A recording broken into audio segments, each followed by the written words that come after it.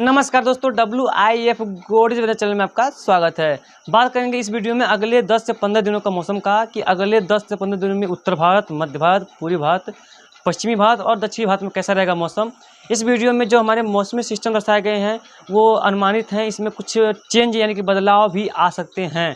तो अगर बदलाव होता है तो हम लगातार उस वीडियो को अपडेट करते रहते हैं और आपको लगातार इसकी इस तरह की जानकारियाँ मिलती रहती है।